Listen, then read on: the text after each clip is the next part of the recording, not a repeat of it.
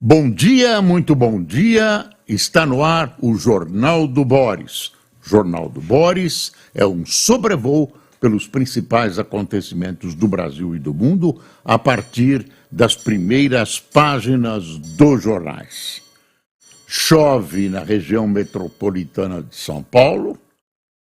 Ontem essa chuva nos foi presenteada porque passamos mais de 30 dias de absoluta secura, inclusive do ar. Hoje, pelo menos, pode-se respirar. Neste momento, chove e a previsão é de que o tempo vai se abrir na tarde de hoje.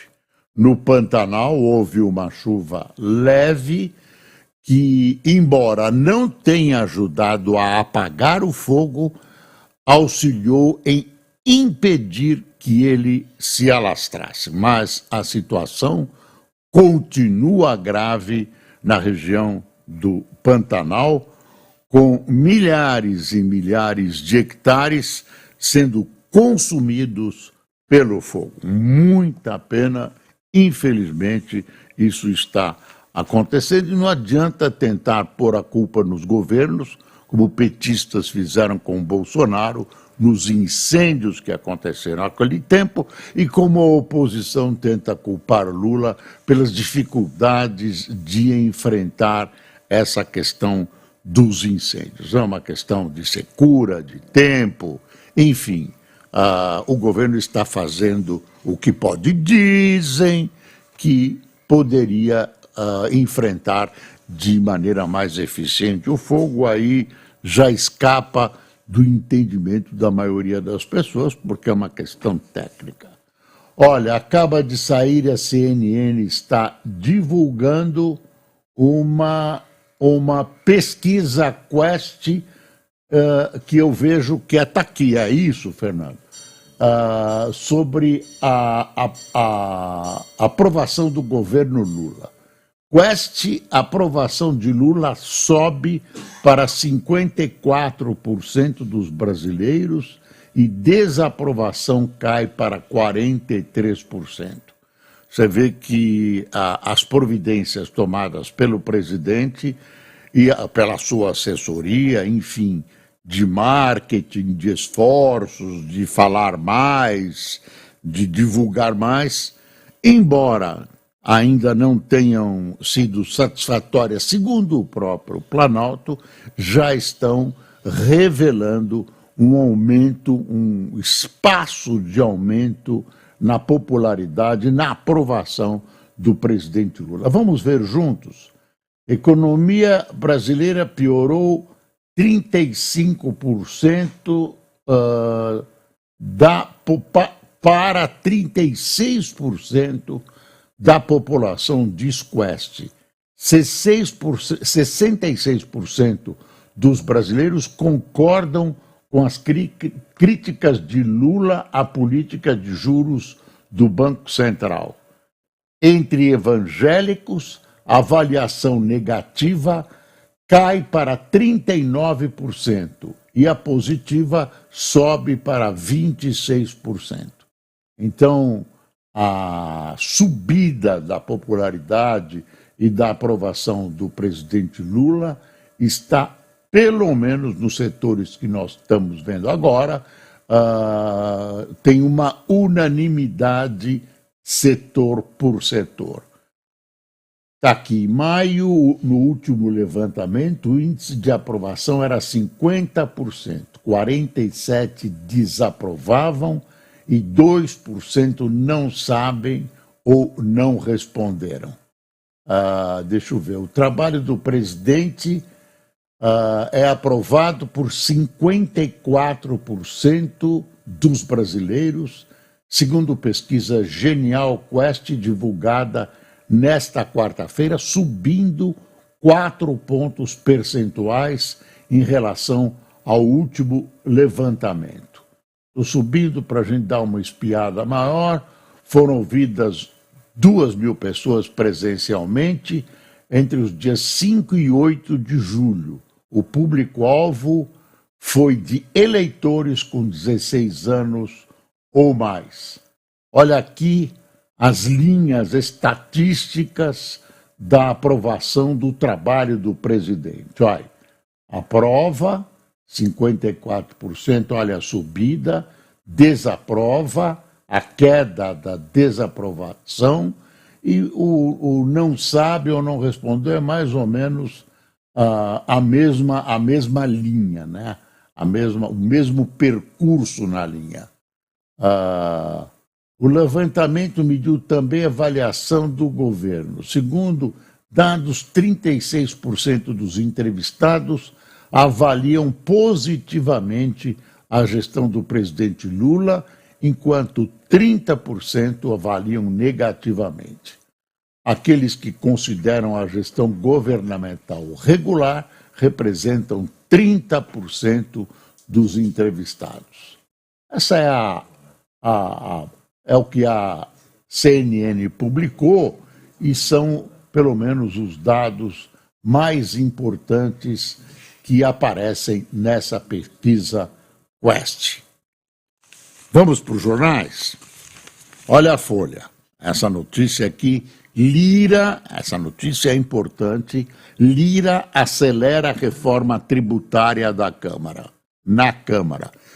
Eu não sei se acelerar, ele quer votar já, começa a votar hoje, pode começar a votar hoje, se é uma coisa apressada, porque a reforma é uma reforma delicada, né? Há grupos se digladiando para essa ou aquela vantagem, ou para retirar desvantagens, enfim, é muito difícil. E nós temos que olhar com muito cuidado, cada cidadão, para ver se, no fundo, não vai haver um aumento da carga tributária que acaba desabando sobre a gente, porque todos os mecanismos da economia fazem com que o consumidor final é que acabe arcando com as responsabilidades da inflação.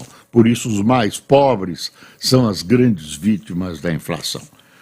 Vamos ver essa notícia aqui do Lira. Presidente da Câmara apressa a tramitação da regulamentação antes do recesso parlamentar com aval do Executivo. O presidente da Câmara, Arthur Lira, acelerou a tramitação da regulamentação da reforma tributária na Casa às vésperas do recesso. Em uma tentativa de realizar uma força-tarefa para analisar os projetos de lei, Lira suspendeu as reuniões das comissões temáticas até quinta-feira e pautou para ontem votação em plenário do requerimento de urgência, que foi aprovado, o que exime o projeto de ir para as comissões. Então, pautou para ontem a votação em plenário do requerimento de urgência do primeiro texto que havia sido enviado pelo Executivo. A expectativa com isso é que o projeto prioritário para o governo possa ser votado em plenário, com sessão começando pela manhã, é hoje, e se estendendo ao longo do dia.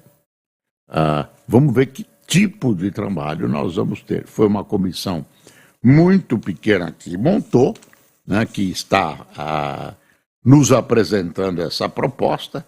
Vamos ver o que vai acontecer. É um projeto angular para a economia e para a vida de cada um de nós. É uma espécie de constituição tributária. É o regime tributário que todos nós vamos obedecer, seremos obrigados a obedecer durante um bom tempo, até a próxima reforma.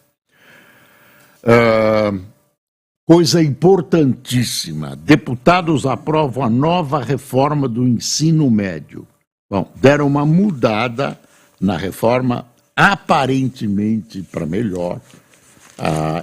Eu não sou técnico, não consigo fazer uma avaliação técnica, mas eu sei que o número de horas aumentou.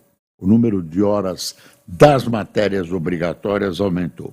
O espanhol, que era uma matéria obrigatória, passou a não ser, passou a ser optativa. Deixa eu ver como é que o Estadão olhou isso aqui. Congresso reforma o ensino médio e reduz parte optativa. No texto que vai à aprovação presidencial, língua portuguesa e matemática retomaram espaço. Essa era uma das críticas, né? Matemática e português tinham tido seus tempos reduzidos, suas horas reduzidas. Espanhol não será matéria obrigatória. Enem só muda em 2027. 2.100 horas de carga horária e não mais 1.800. Olha, 2.400 e não mais 1.800, terá a formação geral básica no total de 3.000. Tem a notícia da Câmara aprovando o projeto. Está aqui uma foto interessante. O Modi, né, que é o presidente da Índia, visitando Putin em Moscou. Sem poder viajar livremente, Putin recebe premier da Índia. Deixa eu ler aqui. Narendra Modi encontra Vladimir Putin em Moscou. O presidente russo, alvo de um mandado internacional de prisão, estreita laços com outra potência nuclear, enquanto líderes da OTAN se reúnem em Washington e logo após ataque à Ucrânia. Aliás, o ataque da Rússia a Kiev ontem foi um espetáculo dantesco, porque foi bombardeado um hospital pediátrico, um hospital infantil. Quer dizer, é de uma crueldade brutal.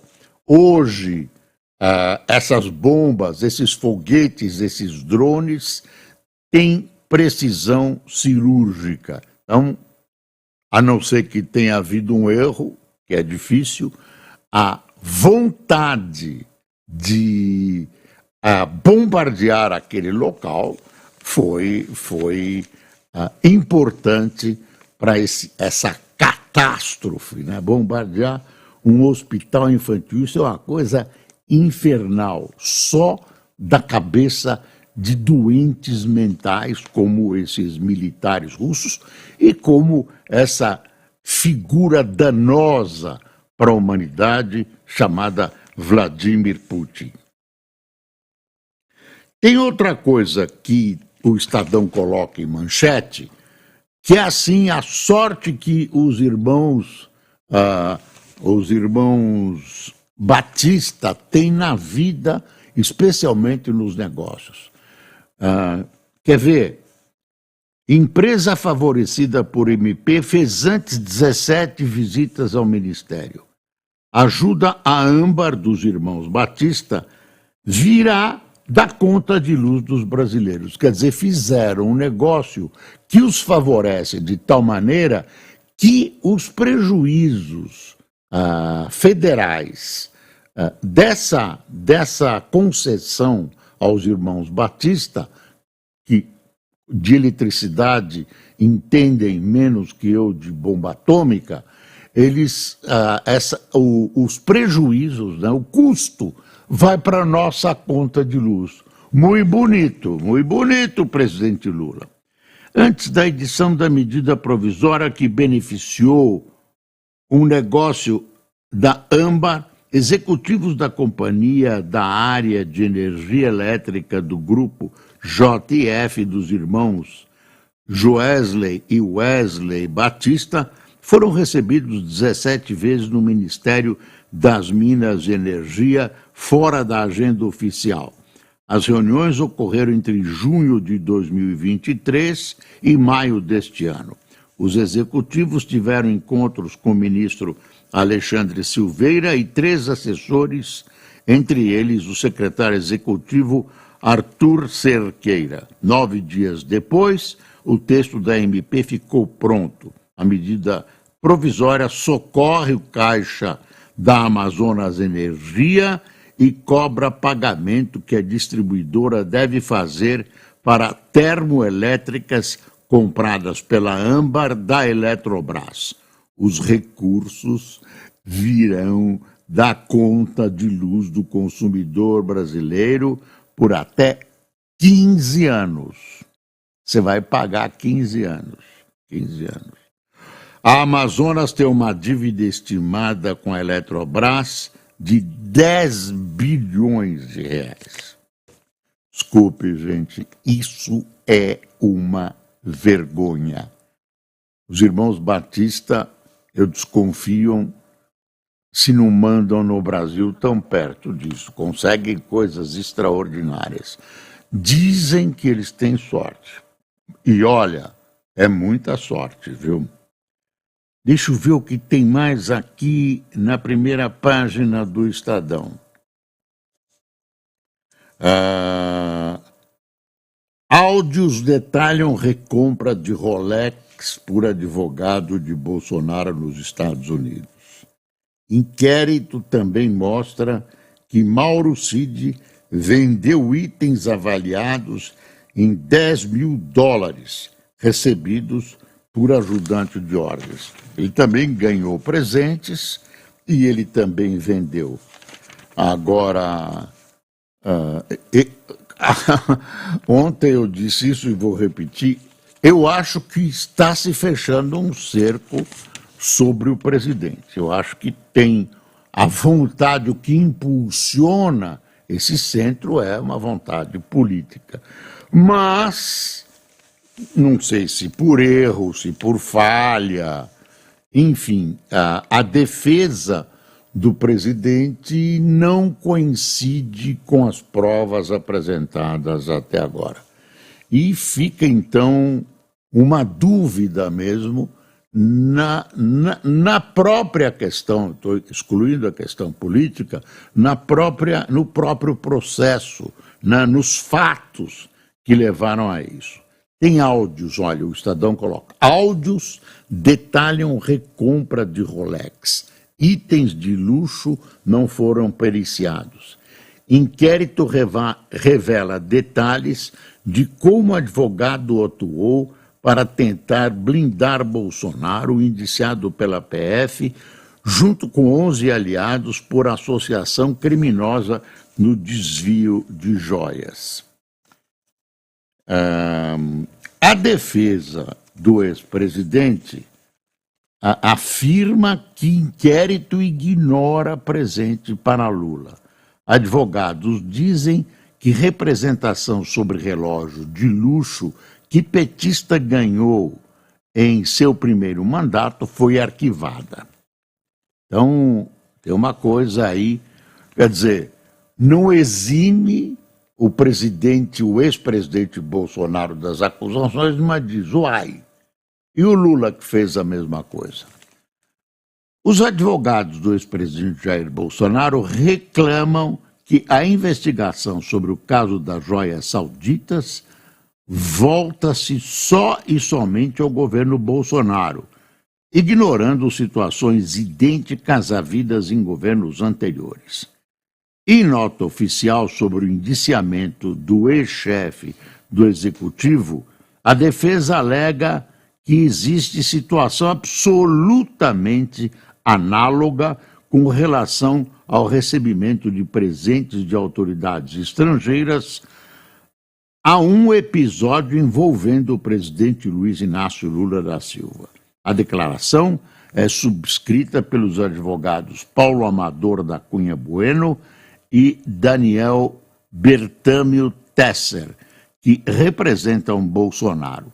Eles criticaram o indiciamento de Bolsonaro pelos crimes de associação criminosa, peculato e lavagem de dinheiro.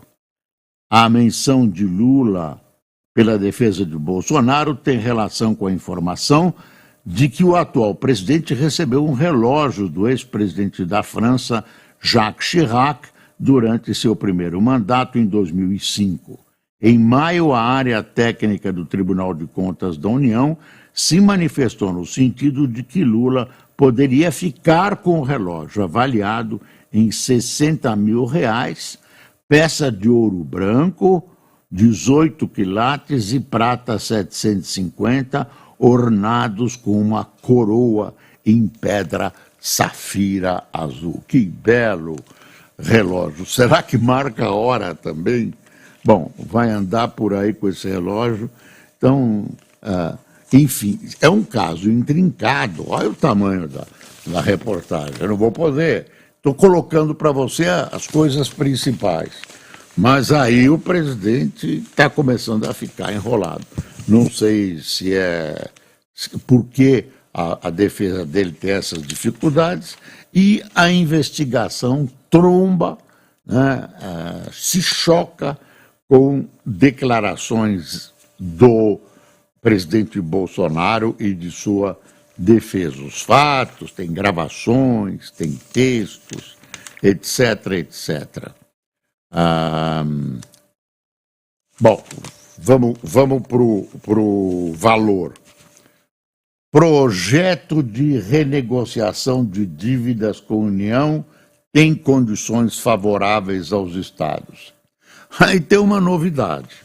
Nem todos os estados estão endividados. Tem estados que estão por aqui de endividados, inclusive São Paulo.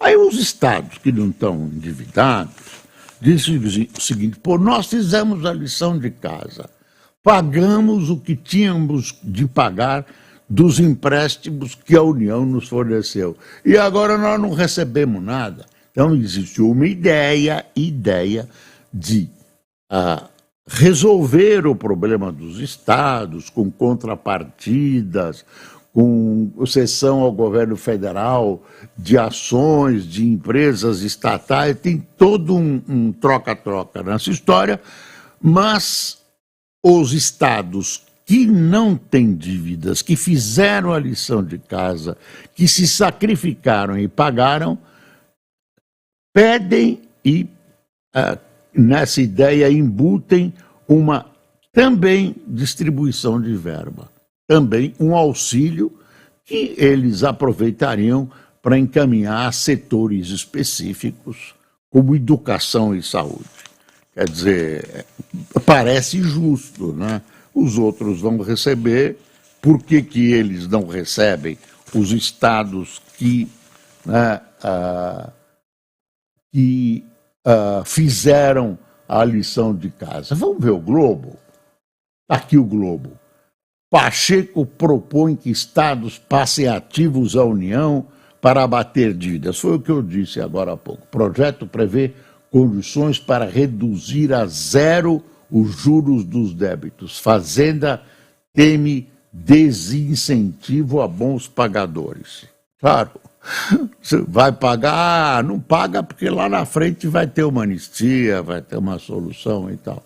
E também vai faltar dinheiro, O ministro Fernando Haddad já reclamou. Quer ver? A proposta tem resistência entre técnicos da Fazenda pelo impacto nos cofres federais e pela avaliação de que a medida pode desincentivar estados que fizeram esforços para manter a dívida equacionada e estão com as parcelas em dia.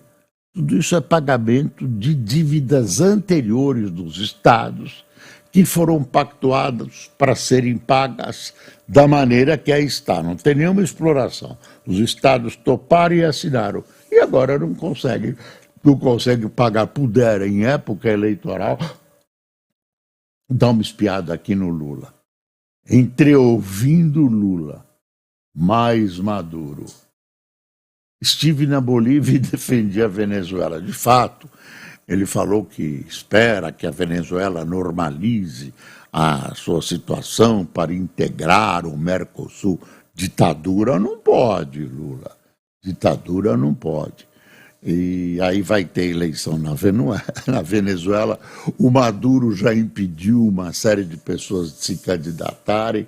Enfim, vamos ver o que vai acontecer. Ontem, em Santa Cruz de la Sierra, na Bolívia, o presidente Lula, além dos acordos, o Brasil tem uma importante importação da Bolívia, que é o gás boliviano.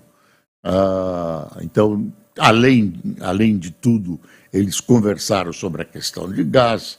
Não vazou nada, ainda bem que não vazou, especialmente o gás. E aí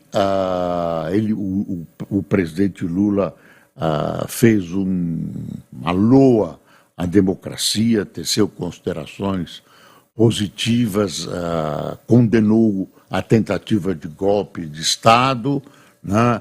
E, enfim, aproveitou a sua presença na Bolívia para fazer uma profissão de fé democrática. Aí depois ele vai explicar para a gente por que ele apoia tanto a Venezuela, Cuba, Nicarágua. Ainda diz que a Venezuela é uma democracia. Olha aí, em cima aqui de O Globo, o menino prodígio Yamal, que fará 17 anos no sábado, brilha na classificação da Espanha à final da Eurocopa. Foi o jogo de ontem emocionante entre Espanha e França. A Espanha ganhou de 2-1, depois de estar perdendo de 1-0.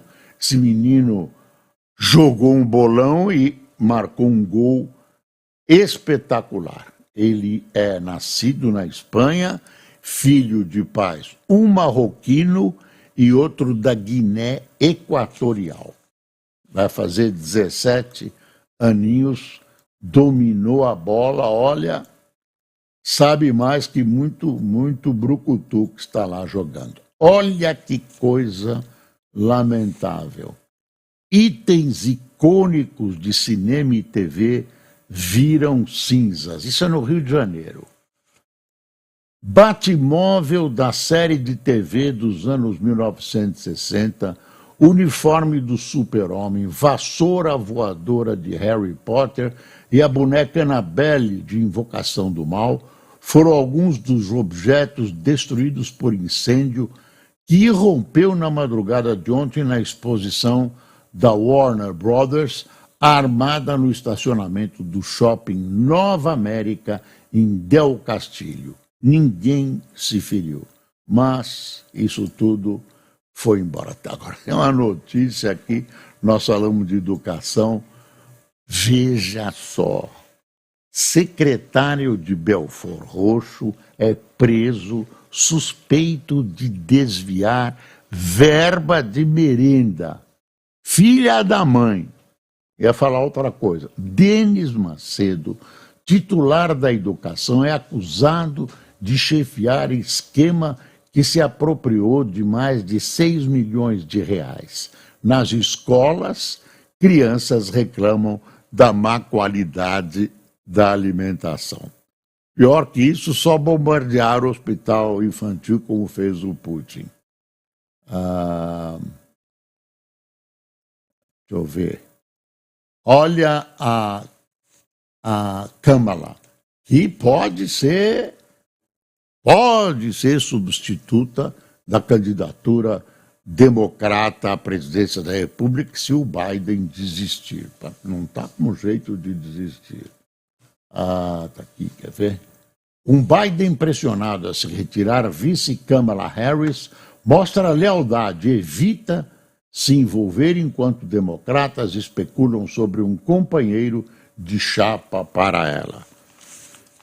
A mulher do Navalny, lembra do Navalny que foi assassinado pelo regime russo, mandado lá, estava preso, mandado lá para uma área da Sibéria? Pois é, ontem o Putin mandou prender a mulher, mandou prender a esposa dele, porque ela, segundo o governo russo, ela está envolvida em deixa eu ver aqui como é que é o nome disso, Um tribunal russo condenou nesta terça-feira Yulia Navalny, de 47 anos, a 2 meses de cárcere. Navalny morreu. A corte decidiu que a opositora, que vive fora da Rússia, é culpada de participar de um grupo extremista. A decisão significa que ela será presa quase se voltar a pisar no seu país.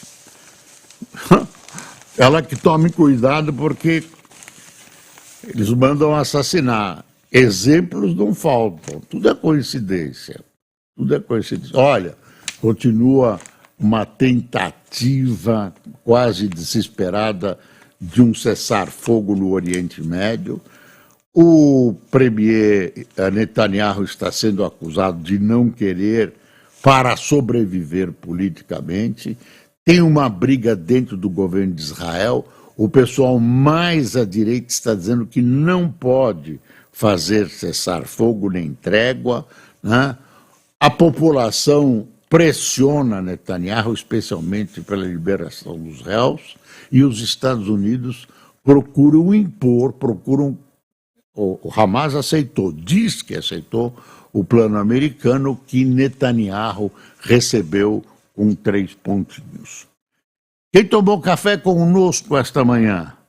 Cecílio Aranda, Walter Júnior, João Francisco, Rollinson Rocha, Márcia Hernandes, Sérgio Pimenta, Natal Lara, Aldo Ortolani, Erisvaldo Silva, Maurílio Benevento, Richelle Abreu, Ângelo Santos, Dalton Armoni, Max Martins, Arilto Bento, Dija Padilha, de Piracicaba, Ambrósio Orbem, de Branco do Norte, Rodrigo de Almeida, de Muzambinho, Minas, e Darcy Vitorino, de São Paulo. A vocês, queridos tomadores de café, estava gostoso o café hoje. Meio frio, mas gostoso. Pessoal, muito obrigado por sua atenção. Não se esqueça que é preciso passar o Brasil a limpo. Bom dia.